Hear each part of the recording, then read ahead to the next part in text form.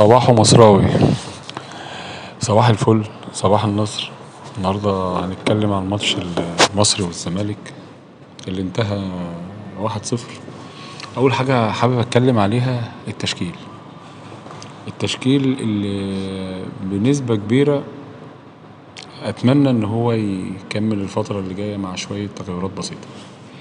اول حاجه هبتدي بحراسه المرمى محمود جاد، الباك الشمال عمرو سعداوي، اتنين مدافعين متألقين احمد ايمن منصور وباهر المحمدي. باك يمين يمكن من احسن ماتشاته كريم العراقي. نص ملعب ايزي ايميكا، محمود حماده، وصانع لعب الياس الجلاصي. على الجنب الشمال الجوهره الجزائريه جلاس قناوي. على الجنب اليمين المجتهد والحريف ميدو جابر. المهاجم راس حربة صريح فخر الدين بن يوسف. اول حاجه حابب اتكلم عن كل لعيب في الماتش منفرد.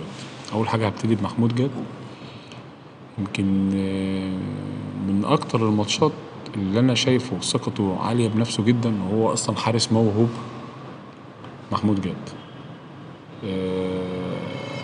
ما شاء الله ابتدى يطلع في الكور العاليه وياخد الكور العاليه بثبات. يمكن دي كانت نقطه ضعفه الايام اللي فاتت، نقط ضعف ليه ابتدت تتحسن شويه.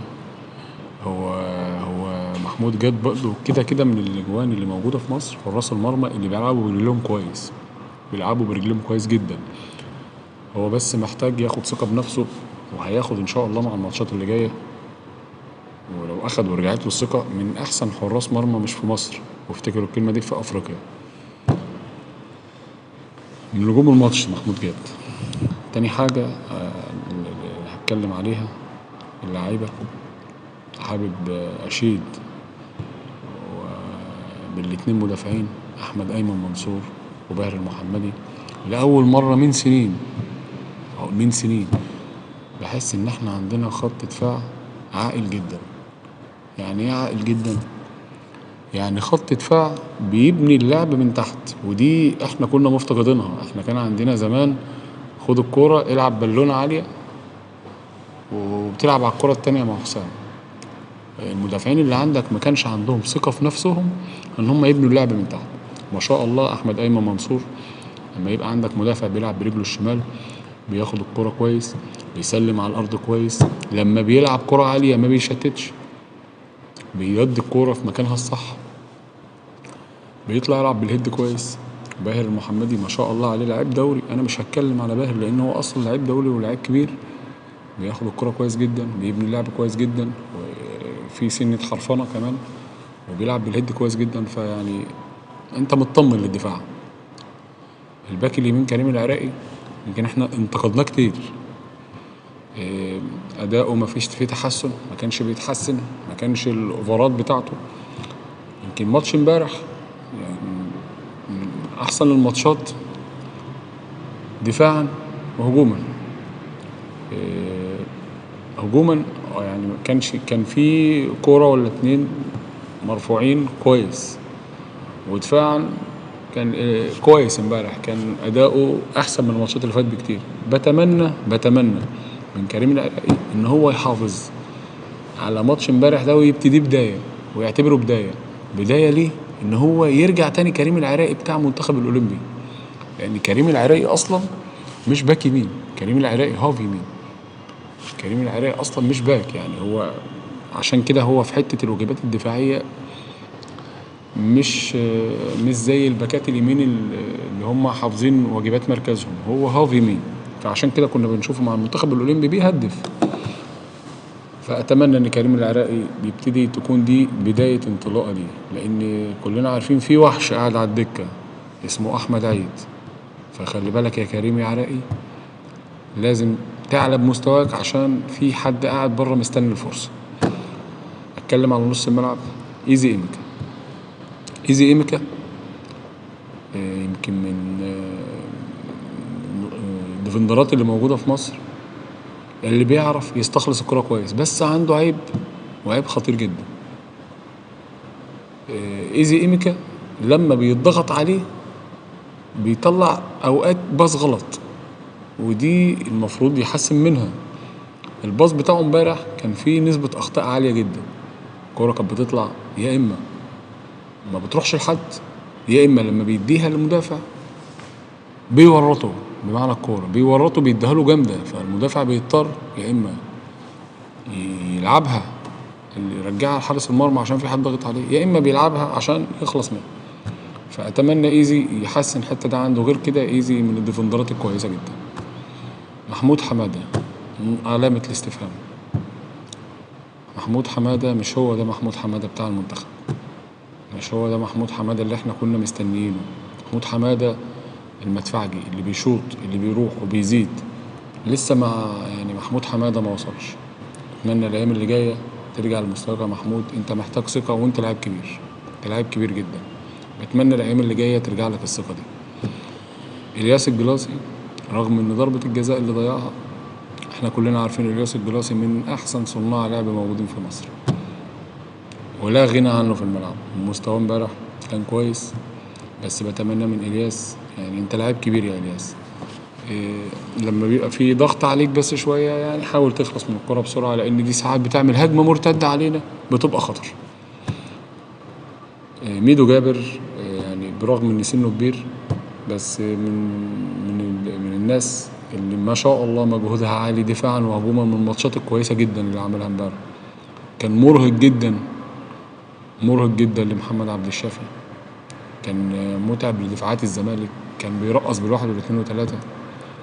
فما شاء الله استمر يا ميدو. اجي بقى للجوهره الجزائريه، انا مش هنفخ فيه ولا حاجه، بس هو فعلا لاعب حريف، لعيب حريف، لعيب يعني يمكن انا شايفه من ريحة اشرف بن شرقي، بل وان هو بيتحرك وبيجري وسريع جدا بالكرة وبيرقص في وضعية الثبات والحركة، ودي حاجة مش موجودة في الدوري المصري. فبتمنى ان هو يثبت على مستواه يزيد، لان هيفرق معانا جدا، ومن اللعيبة اللي انت ممكن تبني عليهم لعب. انت ممكن تبني عليه لعب ومش هيخسرك ولا ماتش، بالعكس انت لو بنيت على الجوهرة دي اللعب بتاعك هتبقى ما شاء الله ما شاء الله، ما حدش هيعرف يوقفك، لان فعلا هو مرهق لاي حد. ربنا يحميك يا ابني ويبعد عنك السماسرة. اجي للمجتهد جدا فخر الدين بن يوسف المهاجم، ربنا يحميه يا رب. هو فخر الدين كويس جدا، في ميزة حلوة ان هو ما بيطولش الكرة في رجله، الكرة باص على طول، بياخد الكرة محطة كويسة، بس اللياقة البدنية عنده مش مكتملة شوية. فمن الماتشات الكويسة لفخر الدين بن يوسف. احنا بدأنا الشوط الأول خايفين جدا، خايفين من الزمالك وعاملين حساب أزيد من اللازم، وده سبب من أسباب إن الزمالك ضغطك. بس الزمالك مفيش أنياب، مفيش غير زيزو، يعني هو زيزو اللي كان في الزمالك.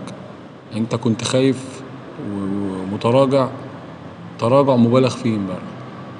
بدأت الشوط الأول متراجع، كان كل اللي عندك إن أنت بتقطع الكورة وتسلمها قدام، يا إما كورة بالونية عالية يا إما كورة على الأرض، فأنت مش عارف تطلع بيها عشان كنت أنت متراجع. ابتدت نقطة التحول في الماتش ضربة الجزاء. أي نعم هي ضاعت، وارد أي لاعب يضيع ضربة جزاء، بس دي كانت نقطة تحول، إن الزمالك ابتدى يضغط بعد ضربة الجزاء، اتفتحت مساحات، المساحات دي اللي جه منها الجون بتاع جلاس قناوي. طبعا هجمة مرتدة نموذجية 1-2 ما بينه وما بين فخر الدين، وما شاء الله عليه داس على الكورة وحطها ببطن رجله كويس جدا. من بعد الجون ده الشوط التاني انت برضو بدأت شوية برضو متحفظ. التغييرات لما نزلت حسن علي وعمرو موسى انت ابتديت خلاص تقفل وتحافظ.